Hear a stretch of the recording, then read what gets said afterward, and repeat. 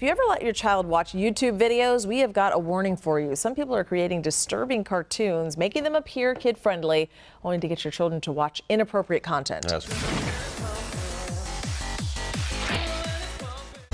A warning for parents. Check out the internet cartoon your kids are watching because some of them are really fakes with terrifying surprises.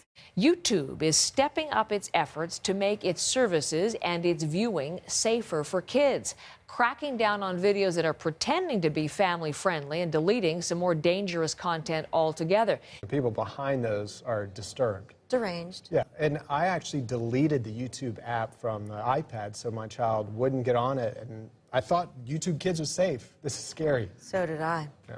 All right.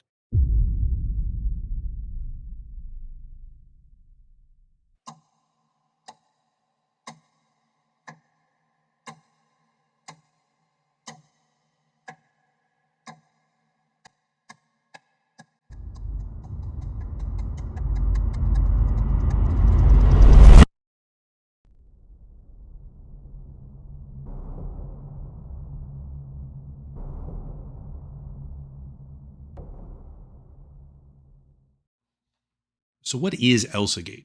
Obviously, if I'm going to sit here and tell you it's happening again, as the intro clearly suggests, I should probably tell you what it was to begin with. So here goes. A brief overview of what previously was so that we can properly understand why it's happening again now. ElsaGate is probably one of the most singularly influential events in all of YouTube history. Aside from forcing multiple changes to the very structure of the platform, it also resulted in widespread advertiser boycotts with downstream revenue impact on the entire website, as well as millions of creators who use it. Primarily focused on the YouTube Kids application, ElsaGate centered on a prolific explosion of children's content, which was made using beloved and widely recognized characters. Elsa from Frozen, obviously, Joker, Spider-Man, Peppa Pig, and many more on top of that, became the focus of bizarre little skits put on by human actors, where instead of actual family-friendly themes, there would be storylines about pregnancy, mutilation, sexual fantasies, or just unprovoked violence. The videos were deliberately designed to be shocking. They were intentionally inappropriate, but the creators behind them were earning millions upon millions of views with untold sums of money in tow by doing it through advertising. In essence, the hallmarks of ElsaGate-style content include familiar childhood characters, hashtags and keyword metadata aimed at children, shock factor themes that are entirely inappropriate for a young audience, and monetized videos to extract maximum revenue. That's the gist of it.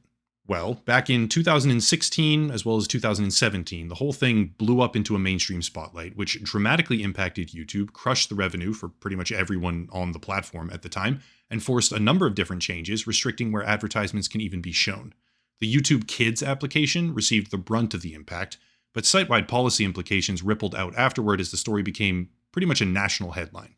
However, that same headline, so to speak, could easily make a resurgence in the near future, because ElsaGate-style content is back, and it's not just back, it's once again rampant on the platform. I want to really begin by focusing on the cat videos, but eventually it goes much, much deeper than that. If you search YouTube right now for the words cute cat and filter it down to videos from the past month sorted by views, you'll find thousands, probably tens of thousands, of AI-generated cat videos with tens of millions of collective views. Actually, we're in total talking about billions of views, but after a certain point the numbers get so big that people just stop caring. Lots and lots of views, that's the part that matters. The feed that you get is almost exclusively composed of multi-million view AI cat videos, but when you actually click and watch these uploads, it gets weird fast. Obviously this content is aimed at children, no one else is genuinely ever watching something like that, but while some of the videos are fine, as in relatively normal, others look like this. Cats getting poisoned, weird scatological themes, lots of crying, and a switch from what may seem innocent, even if it's overwhelmingly dominated by AI slop to begin with, to something which feels a whole lot more reminiscent of the original ElsaGate. Sadly, it doesn't take very long to find out that the rabbit hole just keeps on going, eventually landing on content like this. Poor kitten abused by its own cruel mother and sister, with almost 500,000 views. This is precisely what the title says it is. An AI cat getting mocked, screamed at, injured, and more, with extremely graphic scenes across an hour-long video. But more so than harping on individual examples, I want to focus on the scale of it all. Keep something in mind right now. You can reach this content, actually, this is the majority of the content that you'll find when simply searching for recently uploaded cute cat videos, okay? This is what you find. Quote, cruel mother cat, never kind to kitten till death. Or this one, kitten abused by its own mother cat. Separate channel. Pretty quickly, you start realizing that it's not just a few, once in a while here and there. It's everywhere. And if you don't believe me, try this. These are channels uploading exclusively AI videos of cats, doing everything from boiling water and then pouring it all over their own little AI cat children, to being cut apart with chainsaws and pretty much whatever else you can come up with in between that. Meow Grabber, over 1 million channel views, based in Pakistan. Story Cat of AI, 2 million channel views from the United States. Cute Animals, 6 million channel views, Turkey. Kitten Short Stories, Vietnam this time, almost 16 million views on the channel. Meow Meow Stories, Vietnam again, 30 million this time. Orange Cat Boom, unknown country, 34 million channel views, and that's before we even get to the bigger ones. That is, the bigger ones of the few that I even bothered to click on before making the video. Cat Code Meow, Pakistan, over 60 million total views. Or what about Stunning Cat Stories, based in the United States, with almost 1 million subscribers as well, and 213 million views across their videos. It's not a fluke or a negligible portion of the content being uploaded to the platform at scale. It's becoming the majority. Let me switch gears now and talk about another search term, okay? Minions. Kids love minions. This is indisputably a child-focused keyword, but if you just search minions, that's it, just the word minions, once again filtered by results from the past month or so, you get stuff like this. Minion baby belly has worm parasites from Hans Story Animation, which oddly enough has sort of the same twisted video 6 different times in the top results. I'm going to play a segment from one of those videos here in the background, but there's multiple reasons for that, which I do think I want to explain because normally I would never be showing any of this stuff. First, I think it's important to understand just how similar this content is when compared to the original ElsaGate. It features other popular characters such as Elsa or Joker, Spider-Man, the Ratatouille mouse, etc. It has all the similar shock factor plot lines, pregnancy, gore, whatever it happens to be. But most importantly, if the creator of this content wants to use the fact that I'm showing a small snippet in the background, despite the obvious reality that it's very clearly 4 pillars of fair use for the purpose of commentary and criticism really, if they want to use that excuse to strike the video on the basis of copyright, they have to use actual information. I'll find out who they are, or what the company is, or the name of their legal representation at the very least, and any one of those things is a viable thread that I can tug on to find out who's actually behind all of this horrible stuff, which is unfortunately now swarming the entire platform. Once again, we're talking about millions of views across dozens of channels, and a very important clarifying point to make is that this content is monetized. There are ads being shown against these videos for a multitude of separate brands. Of course, in some situations, YouTube can show advertisements on videos when the channel itself is not part of the partner program. That does happen, it is possible, but I'm fairly certain that's not what's happening here, because there's yet another layer to this problem generally. Switching back to the cat videos, there's a pretty reasonable explanation behind why there's just so much of this content being produced all the time. And that's because not only are the abusive AI cat family videos popular, to some degree, though it's entirely possible that at least a portion of the engagement is falsified, but regardless, not only are the twisted, sometimes violent, extremely inappropriate cat videos popular as a final product, there's also an entire cottage industry of guide material on how to make them. How I create cat videos and make $30,000 every month on YouTube. How I create viral AI cat videos, step-by-step tutorial. How to create viral AI cat videos and earn $3,000 per day. How to actually create viral AI cat shorts and earn $6,485 per month. And the list goes on and on and on. You get the point. Not just videos either. Articles, Medium posts, and everything you can possibly think of, detailing precisely how to generate automated cat video type channels and then get them monetized. Of course, some of these guides never explicitly say make the material shocking and inappropriate for children, while still targeting your hashtags with things like cute, cat lover, cat videos, etc. But the implication is certainly there, and some of them do explicitly tell their audience to copy what is already popular, using all sorts of genuinely disgusting content in the process.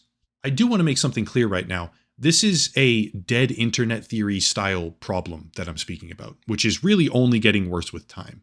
I'm a creator here on YouTube, so I focus on this platform deliberately, but the sort of abuse-driven AI cat problem that we're discussing right now isn't just a problem here. It's also on TikTok or Instagram. Here's an example from Instagram with an account called MP Minds, which has 1.3 million followers, where a crying cat father tries to take care of his little cat child.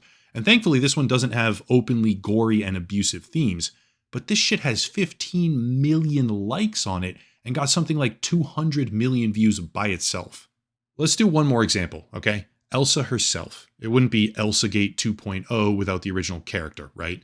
Simple keyword search, recent uploads, and yes, same exact stuff.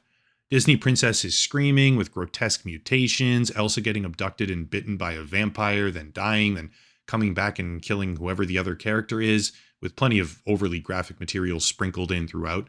Disasters, injuries, and of course, pregnancy with weird medical conditions across dozens of channels with tens and tens of millions of total views. The Elsa ones aren't typically as bad as the cat family stuff. That takes the cake. That's the worst by far. And certainly there's more real content mixed in with the AI filth for the Elsa keyword, but the ratio is still shockingly bad, once again making it clear that we're not talking about a small disconnected offshoot of the typical acceptable content. We're talking about a growing and sizable portion of what's being uploaded entirely, sometimes a majority, which is now infesting, at times dominating, various keywords associated with childhood characters, such as minions or Elsa, or even broader generalized keywords like cute cats, which used to be a relatively fun thing to search for videos about on the internet, especially if we're talking about young children using their parents' iPad to browse YouTube. ElsaGate only happened because the quality of content reached a tipping point, and everyone from parents to advertisers began waking up to how easily accessible it all was.